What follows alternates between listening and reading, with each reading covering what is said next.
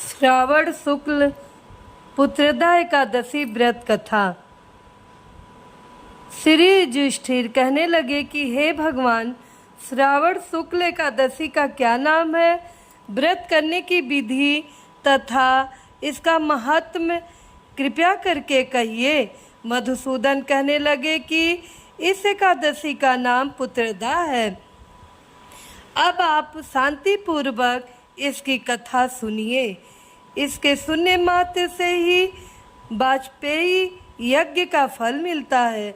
द्वापर युग के आरंभ में महिष्मती नाम की एक नगरी थी, जिसमें महिजीत नाम का राजा राज्य करता था। लेकिन पुत्रहीन होने के कारण राजा को राज्य सुखदायक नहीं लगता था। उसका मानना था कि जिसके संतान ना हो उसके लिए यह लोक और परलोक दोनों ही दुखदायक होते हैं। पुत्र सुख की प्राप्ति के लिए राजा ने अनेक उपाय किए, परंतु राजा को पुत्र की प्राप्ति नहीं हुई। वृद्धावस्था आती देखकर राजा ने प्रजा के प्रतिनिधियों को बुलाया और कहा, हे प्रजाजनों, मेरे खजाने में अन्याय से उपार्जन किया हुआ धन नहीं है। न मैंने कभी देवताओं तथा ब्राह्मणों का धन छीना है। किसी दूसरे की धरोहर भी मैंने नहीं ली। प्रजा को पुत्र के समान पालता रहा। मैं अपराधियों को पुत्र तथा बांधवों की तरह दंड देता रहा। कभी किसी से घृणा नहीं की, सबको समान माना है। सज्जनों की सदा पूजा करता हूँ। इस प्रकार धर्म युक्त राज करते हुए भी मेरे पुत्र नहीं है, सो मैं अत्यंत दुख पा रहा हूँ। इसका क्या कारण है? राजा महिजीत की इस बात को विचारने के लिए मंत्री तथा प्रजा के प्रतिनिधि वन को गए। वहाँ बड़े बड़े ऋषि मुनियों के दर्शन किए। राजा की उत्तम कामना की पूर्ति के लिए किसी श्रेष्ठ तपस्वी मुनि को देखते फिरते रहे। एक आश्रम में उन्होंने एक अत्यंत वयोवृद्ध धर्म के ज्ञाता बड़े तपस्वी, परमात्मा में मन लगाए हुए, निराहार, जितेंद्रिय, जितात्मा, जीत क्रोध, सनातन धर्म के गूढ़ तत्वों को जानने वाले, समस्त शास्त्रों के ज्ञाता महात्मा लोमस मुनि को देखा, जिनका कल्प के व्यतीत होने पर एक रोम गिरता था।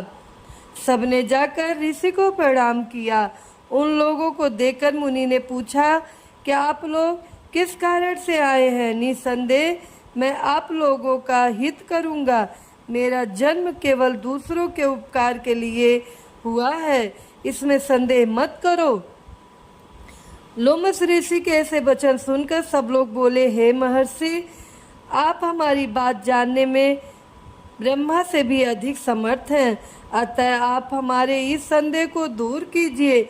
महिष्मतीपुरी का धर्मात्मा राजा महिजीत प्रजा का पुत्र के समान पालन करता है, फिर भी वह पुत्रहीन होने के कारण दुखी है।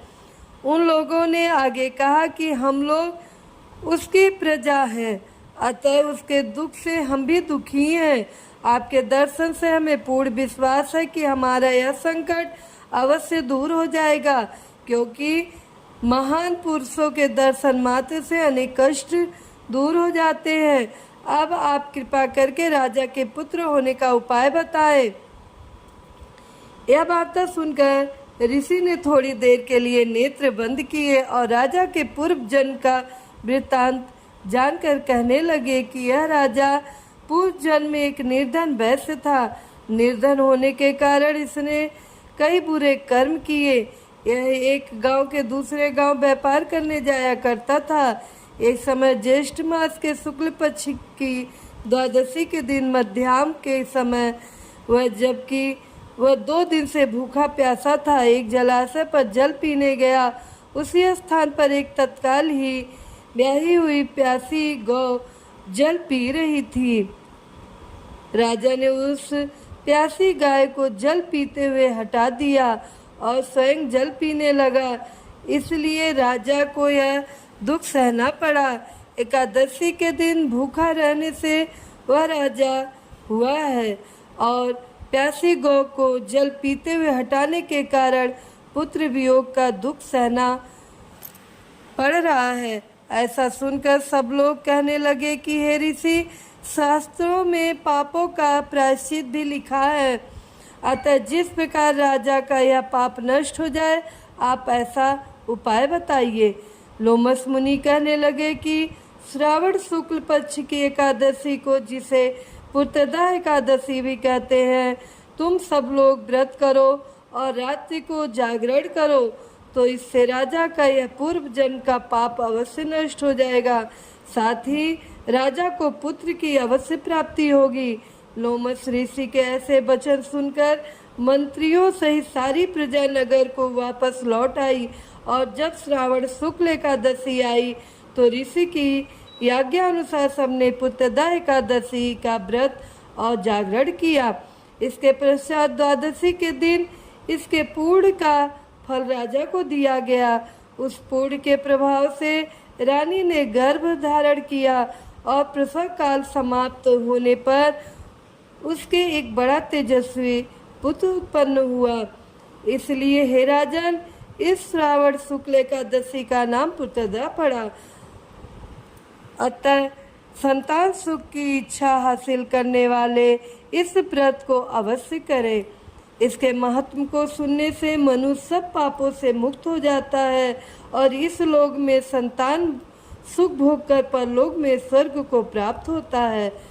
इस प्रकार कहानी समाप्त होता है। बोलिए जय श्री हरि विष्णु।